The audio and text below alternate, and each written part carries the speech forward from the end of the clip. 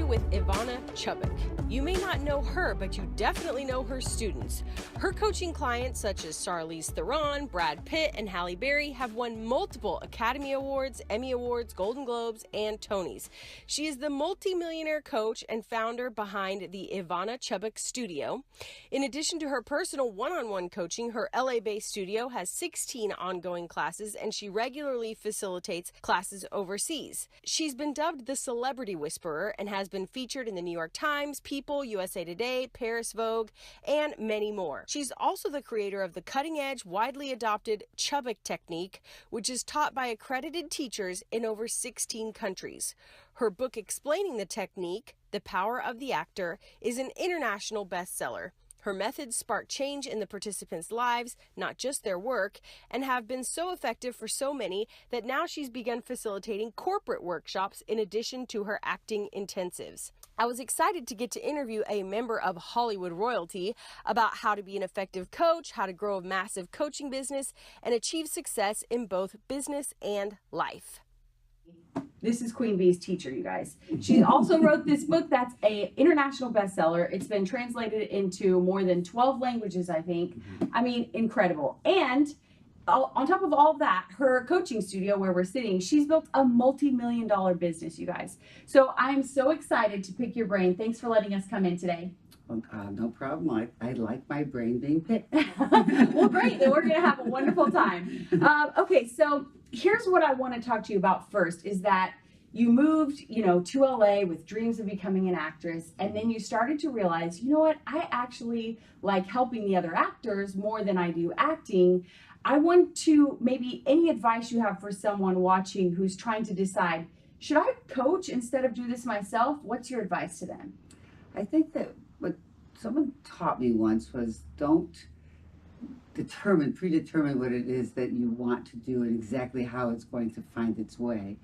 Is you have to be open to life happening and giving you ideas of how, by presenting sometimes the weirdest things are going to be presented to you, and you find yourself liking it and then following a different path that only you got to by trying to follow the path that you thought that you wanted. But you have to be open to the possibility that what you thought you wanted initially isn't what you're going to end up with ultimately. And it's about being open, always being open to that possibility. The people that are closed off to what it is they think that they absolutely have to have and want are the people that will never succeed, because it's all about containment. If you contain yourself in any shape or form, you're not allowing the world to find its way. So if you contain yourself to a certain aspect of things that you think that you want to do, or that you believe that is the dream, is that you've also contained other things from coming in. So you've contained, this is all I want, but then nothing gets in either. So that you've done was you basically took away the possibility of success. Yeah, such great advice. Did you feel like any sense of loss or mourning, like, oh, I'm giving up on this acting dream, or not at all? Like you knew? I guess I'm telling you, it was something that someone said, just like be open to life's possibilities. And when I started finding, when I was working as an actor, that when I was coaching people, like actors help each other out. So they helped me, I helped them, but I found that they were giving some of their best performances off of my advice. I found that I enjoyed that more than when the director was saying action and I was the one in front of the camera. So I was waiting for them to be done. I didn't want to be on camera anymore. I was like, enough of that. I think that this script is about this for you. And I get so excited. Yeah. But let's talk about time. Time's an interesting thing to me. It's like Einstein said, is relative. And it is relative also in a psychological kind of way, either, not just like the science way. And when things are really interesting to you, time goes really fast, but it's the same amount of time, but it feels really fast. So an hour becomes like a minute, and an hour can also feel like 10 hours, depending on your enthusiasm, your passion, and your connection to whatever it is you're doing. And I found that when I was teaching actors, the time went by super fast. And when I was acting, it went so slow. I think that watch was watched more than anything else. It's like, oh, we're still here on the set. And then when I was working with actors, coaching them privately and then ultimately having classes, the time goes by so fast. I do these workshops all over the world, and they're like, 12-hour intensives, 2-day 12-hour intensives. The 12 hours is like really goes by so fast. It's insane. Wow. That's I love that. That's such a good exercise. So if you guys are curious, ask yourself, when does time fly? That's such good advice. So now you start getting approached by actors because people are like, man, she's really good at telling me how to do this. And more people. How did you go from people are asking me to help them to this is a real business? I'm going to open a shop. I'm going to do this professionally. Well, I think I give some really good advice when I say if you're thinking about the money, then you're probably not going to make it. So I thought, okay, someone's coming to me. I want to do the best. I want them to be the best they could possibly be. And when I feed them and I see greatness happens out of them, you know what? That feeds me. So it's symbiotic. So if I'm empowering you to greatness, I'm also empowering myself because I feel that we as a team are connecting from a very effective way. And so then the next thing I know, I'm going, you know what? I don't have to balance my checkbook anymore. It really was that moment. And I'm going, I don't have to think about, I only have enough money for this or that. And then when I was able to take my husband, this is going to be a great story. Right. We can't afford a Ferrari. He always wanted a Ferrari. So I said, it was his birthday. And I said, look, yeah, we can't afford a Ferrari, but because I knew that from just not thinking about that we had money, didn't have money, I really did not pay attention until I started to realize that there was a lot of money coming in. And that we went to the Ferrari place, and he said he liked one, and I said, wrap it up. Wow. It's yours. And that's when I knew that what my passion was going to give me what I call gravy. It's the gravy. But honestly, I always had if I didn't make money, it didn't matter. Like, I could live small. I was an actor for a long time. I lived very small. Right. I lived with a lot of people. And I lived very small. I lived on top ramen, you know. Yep. and anything that was cheap. So I skipped meals. I walked to places to save on gas. I mean, I lived very small, and I was fine with that because I was following my passion. And then as time came along and was following something that I love to do so much, money just came as like a byproduct almost of doing what you love. It's gravy. It's like I like the steak. Or I like the roast, but it tastes good, the roast, but I throw some gravy on it, it tastes even better. Yeah. You know, so the thing is, it's just the gravy. Yeah. You know, and but if I don't have the gravy, that's okay too. You know, because I love that much what I do, and that's bank. That's commerce. Because you love what you do, you can take that to the bank. Yeah. How many people love what they do? How many people have figured out what it is that they want to do? And so that to me is worth more in terms of like the metaphor for dollars and cents. So if I have a bunch of gold bars, I have a whole bunch of metaphoric gold bars because I have found something very few people on the planet have found. Something I love to do, something that I'm doing very well doing, and I'm affecting the world at a very, because the base of what I do is about empowering people, not making victim choices, not only in terms of the choices you make as an actor, writer, or director, because I work with all of them, but to also to make that bleed into your real life.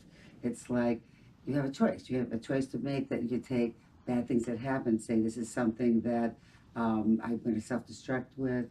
I'm going to say that that's what's always going to happen. Bad things always happen to me. Be defeated by it and stop doing it because no one wants me to do it anyway. Or I could say, you know what? I'm gonna win in spite of it because people said I couldn't do it, or because there was negative feedback at me, or because there were naysayers in my possibilities of having any kind of success. So I would say I'm going to win in spite of it because of you, and it gave me more forward motion to try even harder. So it's a choice. It's a choice that you can take life, and life will always happen. Good and bad, mostly bad. But it's bad, but it's not bad if you see it as fuel. It's fuel to inspire you to, like, this anger is a great fuel. It inspires you to do stuff. It's like, I'm not going to let this ever happen again, or that person will never do that to me again, and this is how I'm going to succeed without retribution, without being mean or trying to get comeuppance, but just to prove them wrong without having, just by, what do they say, success is your best revenge? Yep. Okay, by having success. Yeah. And that is what I teach within the character, how you write it, how you direct it. It could be on the page. It's like, it's an interpretation. So I interpret, my technique is based, and that's why I think it's so world famous, because people are taking the idea that you take insecurities, flaws, fears, pain, trauma, and use it as a very effective fuel to overcome and win with. Yeah. Okay, so how could that not bleed into your real life? How could the audiences who are watching these characters do that not bleed into their lives? Therefore, they say, hey, this is the person I always want to see week to week to week in a TV show, because it makes me feel empowered. It makes me feel hopeful. If it's a movie star, it's like, I want to see everything that movie star does, and all of a sudden, a movie star is born. Yeah. Let me say at the time, it was not a movie star. Because most of the people I've worked with were nobodies and lived pretty poor, you know, doing horrible jobs, living with too many people who are out of their cars. Right, you know, right. And again, the Top Ramen thing. Yes. I love, I'm selling Top Ramen right now. they are not sponsored. Let me put that out there. And other noodles. I in researching your work, I really love that, because I think people have the conception, like, to be a great actor, you have to get into your feelings and sit in your feelings. And what you talk about is like, no, we're not sitting in our feelings. We're overcoming. This is about the overcoming and the hope that you inspire and the empowering, which I think is so cool, which is why people use your book as personal development who aren't actors, and even executives. You know, people do executive training and leadership training based on your methods, which is so cool. But I want to go back to the business for a little bit. So, you know, did someone come along to help you, like, well, you should rent some studio space, or you should really get an assistant, or you should get an accountant, or any of those kind of businessy type things that sometimes it's hard for creatives to get their mind around? Yeah, I think that a lot of creative people want to negate their business side, left brain, right brain kind of thing. True. And they want to insist, well, I'm just a creative resource, and just deny their business sense, their left brain. Yeah. And I think there's such creativity to business. And when I put my business hat on, I think it's really creative how you kind of put pieces together to make them work. And if it's just like in writing is rewriting, it's like I start off with this concept of how to make the business plan work, and I go, well, this part's working, but this part's not. So off of the part that's working, I'm going to change the part that's not working. And it's a creative process if you choose to look at it that way. You know, so I really enjoy. Hey, it's my business cap. Now I take that out, put my creative cap on. And I like them both because they both connect the dots together for me. Because there is a creative notion to putting together those pieces. And you know what? There's some kind of the sense of math to everything. And I mean, the earth, math, our how we are as people, our insides, our psyches, and our physicality, there's all math to everything. And so math is definitely, people understand that goes to business, but there's math and creativity. Yeah, I agree. So for those watching that want to open up a coaching practice, maybe not coaching actors, but coaching others, getting the best out of other people, what's your advice for them for starting and growing their coaching business? I think that the main problem when people don't succeed at that sort of thing is that they make it about talking from on top of a mountain and saying, you need to do this. Nobody likes to be talked down to. It's a little patronizing. And if you come from a place where I have stuff to work on too. Now I'm going to talk about things, and this is how I coach. I'm going to tell you how screwed up I am. I'm going to tell you, these are my flaws, these are my fears, and I have a great deal of them. Let me tell you, I am one of those screwed up people on the planet. And it's my gold. It's what I can impart. It's like, I can relate to anybody because I have so much. Wow. And so the thing is, like, I say, you have this stuff, but I do too. And I'm, in my attempt to help coach you through, to take that same information and use it to benefit yourself, like a character does, then And then I am also learning from that too. And I think when a life coach stops coaching themselves, when a acting coach stops coaching themselves in terms of like learning, educators should always learn, should always never stop learning. And if you stop learning in your process, and that's every job, your job, every job, if you stop learning, then you stop living. Because living is all about education, raising the bar, meeting the bar, raising the bar, learning more about it. I think I find all the different cultures of doing workshops around the world. All these cultures are like incredibly different, from Russia to the Asian markets, to Scandinavian, to the UK, to Italy, to South America, and blah blah blah, on and on and on. You know, is that bottom line is they aren't different. Everybody has this human equation. Everybody has same issues with their mates, same issues with their parents, same issues of abandonment, same issues of abuse, same issues of feeling not good enough, not worthwhile. And so if you take, let's go back to your question, you take the said person in front of you, isn't all that in terms of unique, people feel, if they feel like you too have the same issues, all of a sudden they feel more open, not alone, and that's the best feeling of all. Yeah. And together as a team, we are going to, as a team, I'm going to learn too. And so, as a team, both of us are going to grow as a result of this relationship. Yeah. So there's no talking down to you.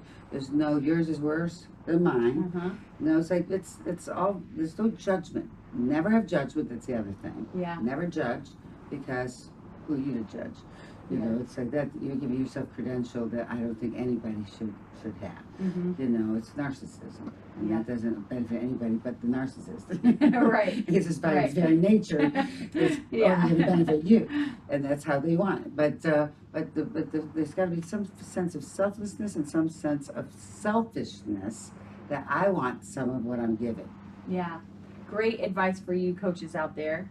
Now, you become so successful at this, other people are coaching using your method.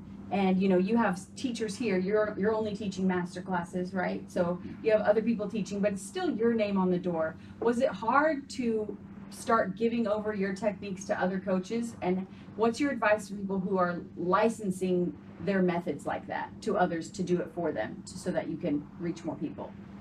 I think you have to give up control. I think controlling people are annoying, and I think that the idea that I'm giving you, because I have teachers around the world, you know, right? Yeah. and schools around the world, and some new ones coming up, which are very exciting. Oh, congratulations! China, that's awesome. And then a lot of the Asian countries, and I believe we just got approached for Bollywood.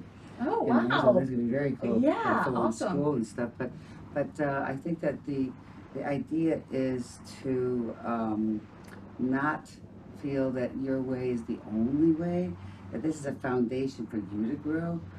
Because what I did is I took Stanislavski, and I took it like maybe 10 steps further, but the base was Stanislavski. You say, was I true to Stanislavski? Sure, I was absolutely true. But like all things, they need to grow, and they need to evolve. And if I'm giving you a credential to teach, which there's a course that I give, right? You know, that you have, it is a really intensive course. I mean, like that's all you do for 2 months, and people say it's one of the most inspiring, but one of the most intensive things they've ever done. But I want you to go and find your way. I want to give you the information that allows you to create some of your own answers to things. Wow. So what is your advice, of course, I have to ask, for people out there who want to get into show business? I think you have to realize it's not about talent, it's not about beauty, it's not about having connections. And it's definitely not about having sex with the right people. Just go ahead and clarify. Just to know, that is the truth. So many people come to Hollywood thinking that's the way, and it's not. And all those urban legends about Marilyn Monroe and all that kind of stuff, it didn't happen though. She studied her ass off. You know, it's about, in any field, and this is a very, very difficult one to get into. So you have to work even harder. Work ethic, super important. Brad Pitt and Charlize Theron, while they were in class, they were always like, not only did they want to do the scenes that I gave them, but they would go to their friends and say, would you do another scene with me? So they're always double working. Also, I say rehearse 6 to 8 hours a week. With Brad, it's a funny story with Brad. It's like he wanted to rehearse so often, like 2 to 3 hours a day, that people would complain he wanted to rehearse too much. Wow. Now, so work ethic and taking risks. Now, taking risks of really going, digging deep and looking at the things that really scare you to look at and then expose them through the work. And then therefore have catharsis. You and the audience will have it because, again, the bottom line of primal realities that we all feel, as well as taking risks in the roles that you pick to do. Don't make it easy. You know, find things that's like, I may fail at this, but then if you can fail, anything you can fail big in, you can also win big in. Right. And you got to keep that in mind. And then the third element to, I think, success in everything, including show business, but like anything, is work ethic, taking risks, making bold choices, and not giving a shit about what other people think about it. That seems like a hard one in this industry. Do you think that the people who have been successful truly were able to let go of what people thought? Yeah. Really? So they're not reading tabloids. They're not checking up on what the internet's saying about them. You know what? I found that the ones that, because I've worked with so many big stars, the ones that maintain a longevity of career don't pay attention to that. They know what it is, and they got to stay out of the way. There's ways to get away, and then those actors that call the paparazzi. They need that kind of. These are the kinds of people that don't have longevity, or they're a joke in the industry, and so they're not respected, and they're not going to ever have that longevity, that icon. And that's part of the thing that you want, because there's so much of our industry that is so like the ups and downs, and a lot of downs. A lot of times when you're going like, I don't think I'm ever going to work again, and it's just so much dependent on other people's thoughts and whether you're the flavor of the month or whatever. It's like, if you don't care what people think, you just keep plugging along and following your passion. Your passion is infectious, and people may have a down time, but you'll get back on top. And I've seen this happen a whole bunch of times. I worked with Sylvester Stallone on Creed. It's like he was not doing so well there for a while, and then all of a sudden he went into this. He didn't care what people thought. He said, "What we're going to do is like really not care about that. Make some really, I mean, we made some choices that were like not very politically correct in terms of how we were dealing with a death sentence." Usually, instead of saying a death sentence is something I'm going to cry over like most actors do, I said, we're going to look at this as, look, I need to die because all the people I love are dead. So I have no problem with dying. So you, Creed, you son of Creed, if you don't pull your shit together and prove to me I'm worth staying alive for, I'm not going to do the chemotherapy. So and so you have to rise to the occasion and make me feel it's worth staying alive for. You got to do that, or else I don't do the chemo. And a large part of that was informed by the performance, the choices, the inner choices that we came up with together. So you mentioned dry spells for actors. Did you have any dry spells in your business? I mean, you've been doing this over 30 years, so were there any low 35, points? I'm gonna really age myself. Were there low points, and how did you push through them? Low points, no, it just seemed to be a steady incline. Because it's not, I don't rely so much on studio, bunch of people that aren't necessarily. There are a lot of people, like an actor has to deal with a lot of political realities that have nothing to do with talent, nothing to do with things that they have control over sometimes. Well, I have control. I can make you great, and until I get to some kind of Alzheimer's kind of reality, well, that's not going to happen. We won't speak that. The chances are not going to happen. Just because I took one of those tests, you know. Oh, you did? What's it called? That testing you can do DNA in, and it says that I have a 0 possibility I'm going to have Alzheimer's. So unless I pretend I have, and I'm acting it, so so I said, stop bothering me. it's a really important, because it's like, I'm not being egocentric about it. I'm good because the first thing I think of when I look at the script is how is this going to, using this as a backdrop, the script, how is this going to help you personally to evolve and fix the issues that you're going on with your own life? So if you're having issues with you're afraid to leave your husband because he's being abusive, I'm going to take the bottom line of the script and say, how do we use this to empower you as the character, and therefore you, using our inner work of, I got to get away from this man that is abusing me. And so our inner work becomes, that's at the end of the story, that's you leaving that person. And then it gives you the empowerment to be able to do things which you're scared to do in your life. And so the good part of it is helping people evolve, helping people have catharsis, helping people have empowerment and power instead of making victim choices or accepting whatever victimization, or we put in quotes, victimization it seems that life is throwing at you. And that's why my book is called The Power of the Actor. I say it's the power that you own, and you can own if you choose to own it. And so I think that the reason why I've never had that kind of decline moment was because it's just so, it feels so good when you know you have the ability and someone that's going to help you hone that ability to make the choices that are going to make you more empowered, less concerned about the bad things that happen as the way it's always going to be, but rather as, what is my life lesson from this? What do I, how do I keep making this happen? Why is this a pattern?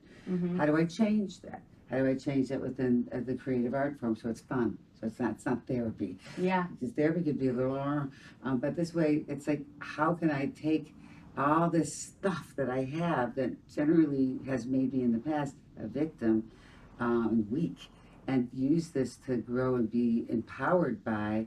Is so fun. It creates, like, it actually attaches to your adrenaline. Yeah. Like adrenaline is just like your body's it's organic speed. This speed feels good. Yeah. Yeah. Wow. Great advice from someone who has never really had a low point. I mean, I want you guys to think about that. No. In your business. When I decided to be a coach. When Yeah. I was an actor. Okay. Yep. That's fair. There was lots of low points. Yeah. Lots and lots of them, because I didn't found what I love to do Right. yet. Right. Okay. And also it's like once I really determined teacher was what I was going to do. I didn't say it happened overnight. Right. But it was a slow and steady incline. So it was. I mean, the first part was like maybe 10 years before it got to it. Then all of a sudden, Halle Berry says my name at the Academy Awards. Went boom, boom. Yeah. And then it's like going like exponentially.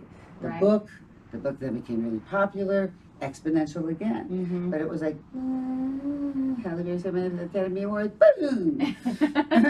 Write a book because take advantage of it. That's what I did, though. I took advantage of it. Yeah, that I momentum. didn't say I'm going to sit with this and go, how many people's names been mentioned in the Academy Awards before? But I went, okay, now I got to do something with that. Yes, But so that's smart. the business cap put on. Exactly.